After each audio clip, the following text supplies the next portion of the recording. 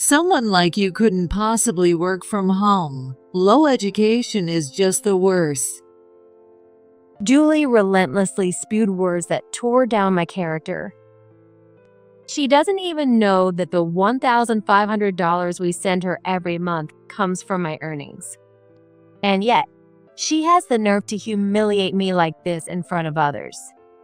I've had enough. It's time to show her what I'm capable of. I'm Sarah, 35 years old. I've been married for 5 years, and my husband and I are a childless couple who both work. We're both busy with our jobs, and after discussing it together, we decided to wait until things settled down before having kids. My husband, Daniel, works long hours at an office job, while I work from home with a more flexible schedule. Nowadays, working from home isn't unusual, but Daniel's mother, Julie, who lives in a close-knit rural community, doesn't understand the concept of remote work.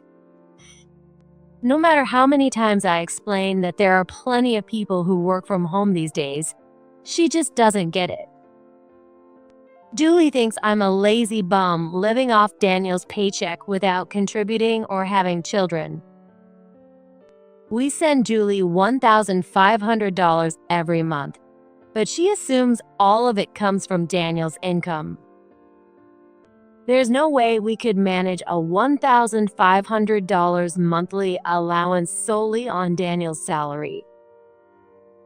Julie often brags about how she graduated from college and worked as a nurse, and she always uses it as an opportunity to look down on me, since I only have a high school diploma. Look at you, an uneducated, lazy wife. Daniel really drew the short straw marrying you. Back in my day, I worked hard as a nurse, handled housework, raised kids, and supported my husband, Kevin. These days, dual-income households are the norm.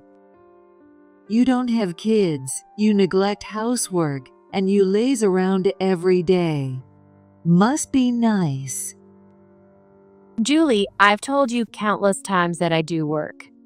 These days, as long as you have a computer and internet, there are plenty of jobs you can do from anywhere.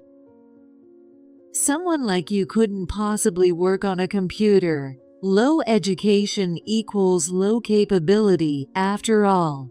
She makes these kinds of personal attacks whenever Daniel or Kevin isn't around to hear them. Even though it's a rural area where it takes 15 minutes on foot to get to the nearest grocery store, but our house was only a 3-minute walk from Julie's. Even if I wanted to keep my distance, it's physically impossible. She calls me every day, demanding I come over, only to dump her household chores on me.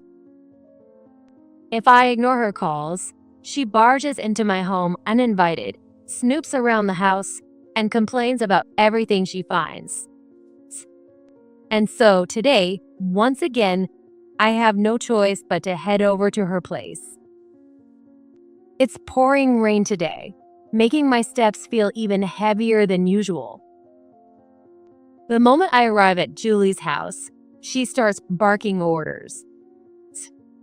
Today, I need you to organize the storage room and take the bedding to the laundromat. Once you're done with that, cook dinner. Since you're just a lazy bum anyway, you might as well be useful for once. I couldn't hold back and snapped back at her. It's pouring rain out there. Cleaning the storage room and washing bedding can wait for a sunny day. I'm swamped with work today, so I'll just cook dinner and head back home.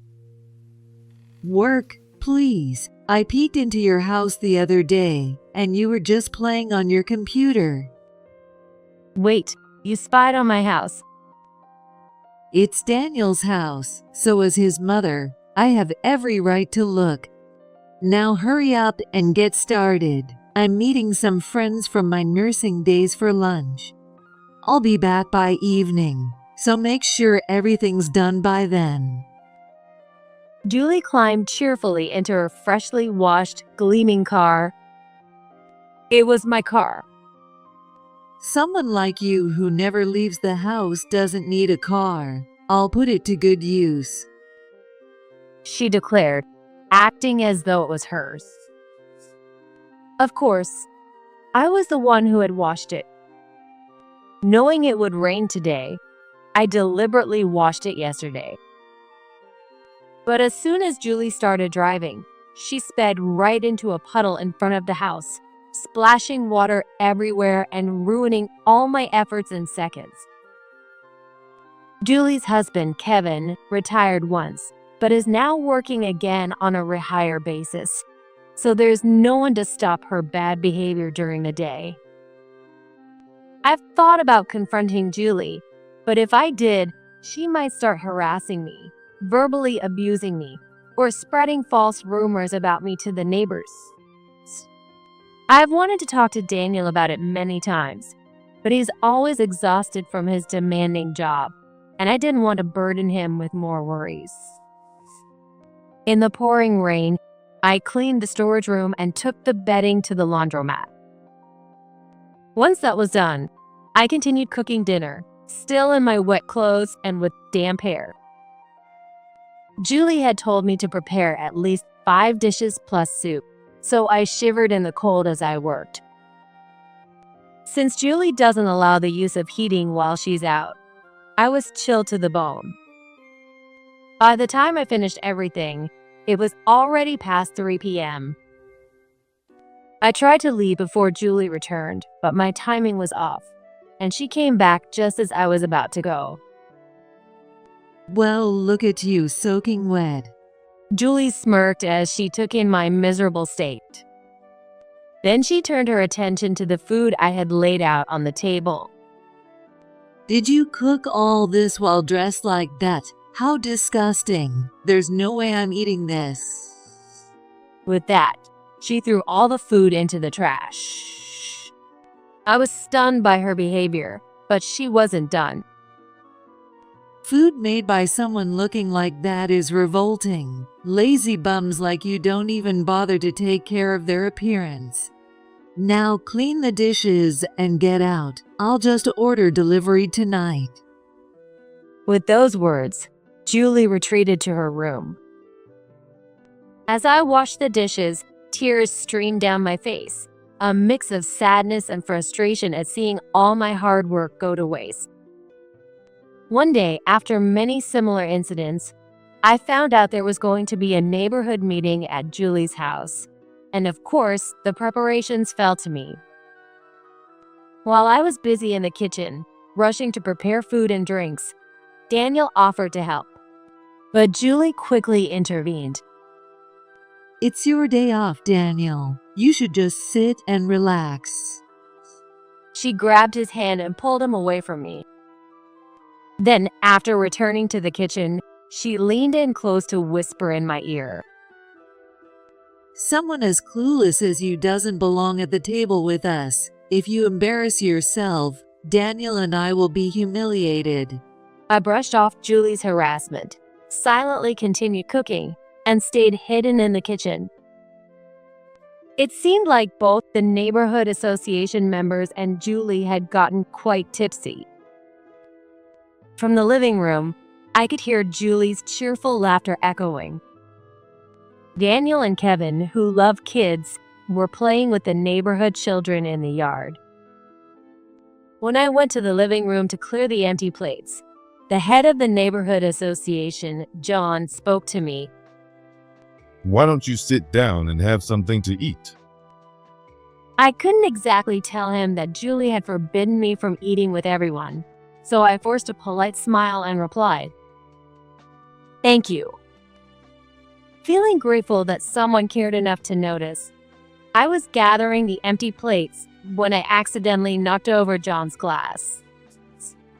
The glass, filled to the brim with alcohol, spilled all over his clothes. "I'm so sorry." John laughed and forgave me. Julie, who didn't bother to move from her seat, watched my mistake with amusement.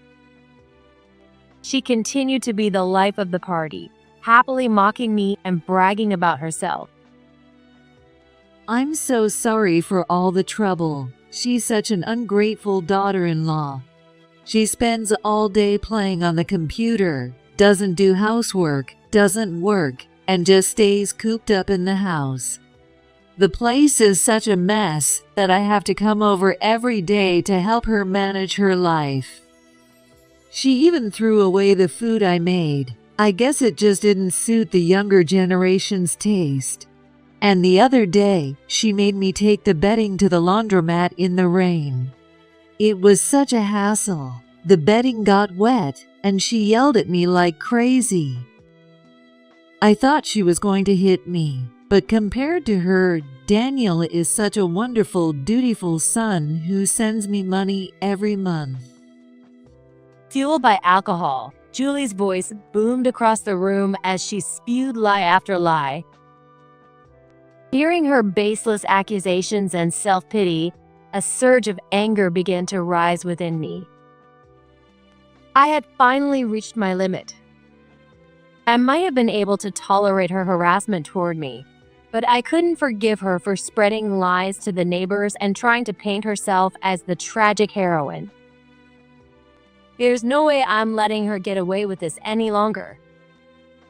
Julie, who exactly are you talking about? Everything you just said is what you've been doing to me, isn't it? What are you saying? I'd never do such a thing. Her eyes widened in surprise, clearly not expecting me to talk back. Every day, you claim you're going out with your nursing friends. But when have you ever helped with the housework at my place? That's ridiculous. I'm too busy with housework to have time for that. Julie, I know the truth. I know you've been meeting a man outside. At my sudden accusation, Julie was visibly shaken. What nonsense are you spouting? She tried to deny it calmly, but her trembling voice betrayed her. The commotion caught Daniel and Kevin's attention, and they returned from playing with the kids in the yard. This was my chance to finally confront her. As curious eyes turned toward us, I decided to stand my ground and fight back. Mom, what's going on? Why are you yelling? A flustered Daniel asked, but Julie quickly replied, Sarah is being awful. She's accusing me of meeting a man outside without any proof. She looked at Daniel with pleading eyes. Everyone's attention shifted to me. Seizing the moment, I revealed the evidence. I have proof, Julie. My car's dash cam recorded audio of you flirting with a young man. A dash cam? What's that? Didn't you know? Dash cams record audio inside the car. I found out about it during the car inspection. I have the data right here. Should I play it for everyone? You think anyone would believe a lazy bum like you who's living off Daniel's paycheck? Don't you dare talk to Sarah like that. Kevin, visibly angry, stepped in and interrupted the argument between Julie and me. But Julie wasn't about to back down. Well, it's true, isn't it? Sarah just stays at home, wasting time on her computer, doing absolutely nothing. She shouted, but as she noticed the cold stares from the people around her, her face turned pale. Now that you mention it, I've often seen Sarah going to Julie's house. She might really be getting forced to do housework. I've also noticed Julie frequently taking the car out. Is what Sarah's saying true? That Julie's been meeting a man outside? Whispers could be heard coming from all around. That's nonsense. Don't believe a word this lazy bum says. Julie desperately tried to defend herself, but Daniel sighed and said to her, Mom, Sarah isn't a bum. She's a designer, and she earns way more than I do. What are you talking about? That's impossible. She just spends all day playing on her computer. Julie was in a panic. Yes, I'm a designer. I worked at a design firm for a few years after graduating, then decided to go freelance when I got married. At first, it was just a small side income, but recently, I've been fortunate with clients and now earn far more than I did while working for a company. When Julie asked me about my job, I thought she wouldn't understand if I said designer, so I explained it as doing illustrations and similar work. That might have been a mistake, but since she has no concept of remote work to begin with, it couldn't be helped. Still, I never imagined she would treat me this terribly. Well, at this point, it doesn't matter anymore. I have no intention of trying to make Julie understand my work. By the way, the $1,500 we send you every month, that comes from Sarah's earnings. Kevin let out a shocked gasp at that revelation. What? $1,500? I didn't know about this monthly allowance. Wait a second, Mom. Were you spending that money without telling Dad? No, the money. Oh, right. I've been donating it to help people in need. Julie's excuses had become completely incoherent. Come on, Julie. That money's been going to your boyfriend, hasn't it? We've got the recordings to prove it. As I said this, Julie glared at me with a terrifying look. But behind her, Kevin's expression was even more frightening, his anger burning visibly. So not only have you been belittling Sarah, but you've also been cheating on me and making a fool out of me? No, it's not true. Sarah is lying. I've never cheated. Please believe me. Julie clung to Kevin's leg, crying and screaming. We'll see about that after we hear this so-called recording. Sarah, could you play it for us now?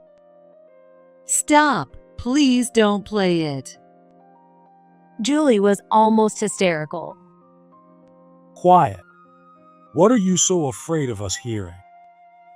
After Kevin's sharp rebuke, Julie finally seemed to resign herself and fell silent. I solemnly placed my phone on the table and pressed the play button. The recording clearly captured the young man's and Julie's sweet voices. She gave the man the money, begging for it, and her excited voice could be clearly heard as they headed for the hotel. Daniel looked nauseated, and the neighbors, while visibly uncomfortable, couldn't hide their curiosity as their eyes lit up with interest. It was nothing short of a living nightmare. Amidst the chaos, I nodded with a serious expression, though inside, I was fist-pumping with satisfaction at finally exposing Julie's wrongdoing for everyone to see. Before the recording could play to the end, Kevin instructed me to stop it, and I pressed the pause button. He then spoke calmly. Apologize to Sarah. Then leave. I don't ever want to see your face again. In the end, Julie left without apologizing to anyone, glaring at me as she went. Sarah, I'm so sorry. This happened because I was so caught up in work. Kevin apologized sincerely, though he had nothing to apologize for. Julie had been meticulous in her harassment, ensuring no one else would notice. If I hadn't spoken up, it would have been impossible for him to know. You've done nothing wrong, Kevin. I think of you as my real father, I said, placing a hand on his shoulder. Thank you.